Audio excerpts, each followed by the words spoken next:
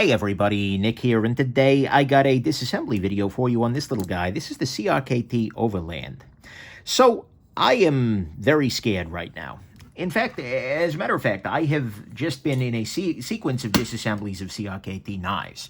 And I have been in a hellscape of thread locker and crappy screws. This particular knife killed a T6 bit. This one simply will not come open, as will this higher-end CRKT tuna. This guy I was able to successfully disassemble, but right now I am roughly, I guess it would be... I am failing in half of the disassemblies I attempt, and it's because of these really crappy little T6 screws here. And strong thread. Hey, okay, good.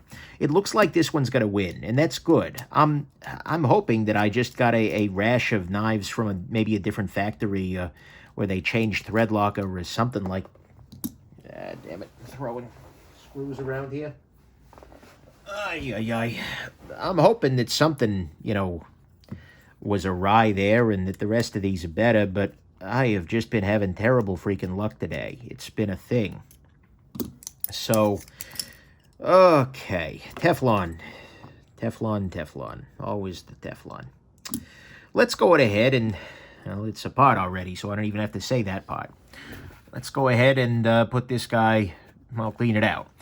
If you're ever curious about any of the tools I'm using, or as the case has been today, destroying on the channel, go ahead and check out nickshabazz.com/tools, and you will see my full, tool selection, complete with explanations and why I like each given object, etc. It's a helpful resource, and it hopefully prevents a bunch of people from coming down to the comments saying, hey, what's that screwdriver? Like, bro, seriously. Search the channel. Search the channel. What I love most of all is when people yell at me for not having reviewed something that I have clearly reviewed.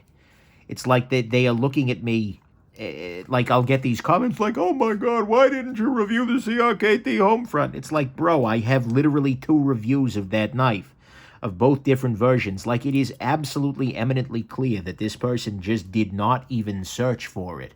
They just went straight to yell at Nick Shabazz for not having reviewed it. Which, to be fair, might be a time saver in some circumstances. But, like, what on, how are you, who hurt you is my general feeling about that. Like, what makes you go online and yell at somebody for not having done X when you haven't even checked to see if they've done X? And I don't mean X in the sense of other things. I mean X in the sense of a variable. So, yeah, that's kind of a situation. Anyways, I digress. I'm going to go ahead and use some knife pivot lube here. Have I cleaned the blade? Maybe I haven't. Let's make sure I've cleaned the blade, right? Blades like cleaning. I'll go ahead and clean this off.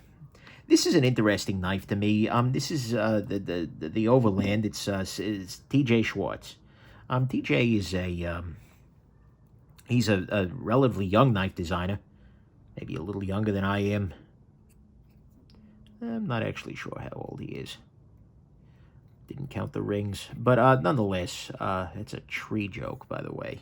Just in case you were wondering. He's not like a guy who wears, like, 15 rings on his fingers. Like a freaking Super Bowl something or another. Anyways, I digress. TJ is he's a promising young designer.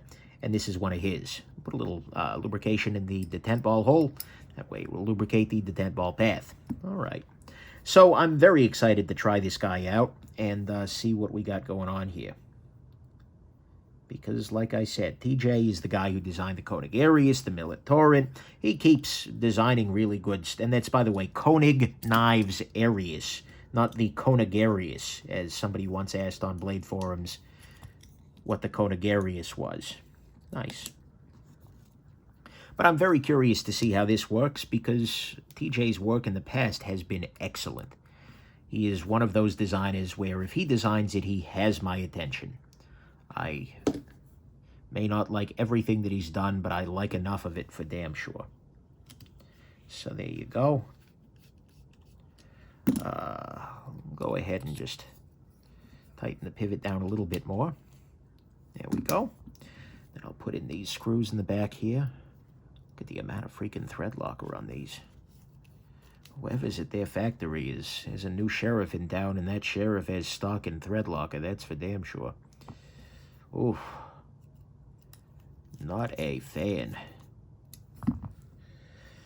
Press F to pay respects to T6 driver. All right, let's go ahead and pop this in. And at this point in time, we should be able to... Oh, that's too tight. All right. Loosen this up a little bit here. Beautiful. Actually, first try. Yeah, it's beautiful. It's dead centered. Thank God. You know, right? I have just been in disassembly after disassembly from hell. And so to just drop in here and be like, okay, finally, one of them freaking worked. That's a joy for me. I will take this any day of the week. So this was a victory, and luckily it's the knife I was sort of most interested in out of the batch here. So that's a joy. So anyways, there you go. I hope you found this interesting. I found it cathartic, and that you have yourselves just an absolutely wonderful rest of your day. Bye now.